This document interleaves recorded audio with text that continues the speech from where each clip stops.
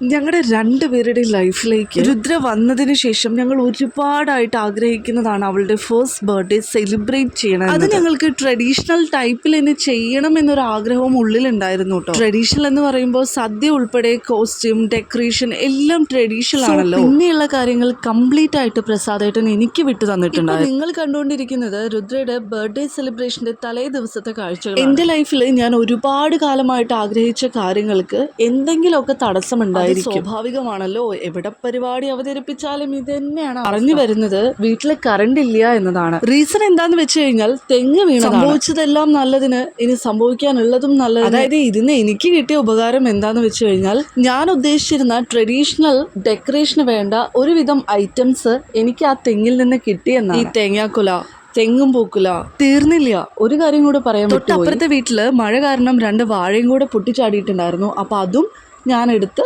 ഡെക്കറേഷന് വേണ്ടി യൂസ് ചെയ്തിട്ടുണ്ട്. അന്ന് തന്നെ പ്രസാദേട്ടന്റെ ഫ്രണ്ടിന്റെ മോളുടെ ബർത്ത്ഡേയും കൂടെ. നമ്മൾ അവിടെ നിന്ന് തിരിച്ചു വരുന്ന വഴിയാണ് ഞങ്ങൾ ആ കാഴ്ച കണ്ടത്. എന്താന്ന് വെച്ച് കഴിഞ്ഞാൽ പെട്രോൾ പമ്പിൽ ഉണ്ടായിരുന്ന ചെറിയ പനകൾ കംപ്ലീറ്റ് വെട്ടിക്കളഞ്ഞിരിക്കുന്നു. ഒന്നും നോക്കിയില്ല, പ്രസാദേട്ടനോട് പറഞ്ഞു 1-2 നമുക്ക് എടുക്കാമെന്ന്. ആൻഡ് ഫൈനലി 1-2 സാധനം കൂടെ നമുക്ക് വാങ്ങിക്കാനുണ്ടായിരുന്നു. അതും കൂടെ വാങ്ങിച്ച് ഞങ്ങൾ വീട്ടിലേക്ക് തിരിച്ചു. പിന്നീടുള്ള പ്ലാൻ ഇവിടെ എങ്ങനെയെങ്കിലുമൊക്കെ ഒന്ന് ഉറക്കിയിട്ട് പോയിട്ട് ഡെക്കറേഷൻ ചെയ്യണം എന്നായിരുന്നു. പക്ഷെ വിചാരിച്ച പോലെ പ്ലാനിങ് ഒന്നും നടന്നില്ല. ഡെക്കറേഷന്റെ 2-3 ഐറ്റംസ് നമ്മൾ റെന്റിന് എടുക്കുകയാണ് ചെയ്തിട്ടുണ്ടായിരുന്നത്.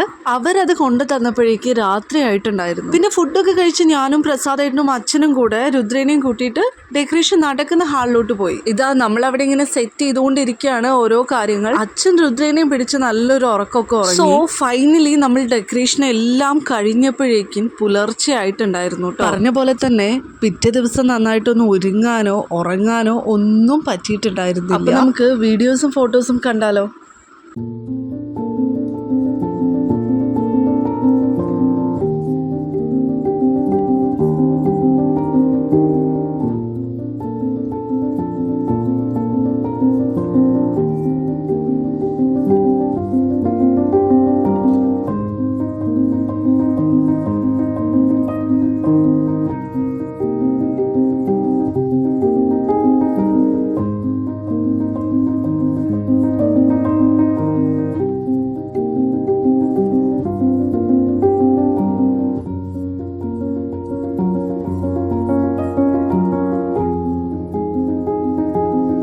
അപ്പോൾ ഇത്രയൊക്കെ ഉള്ളൂ.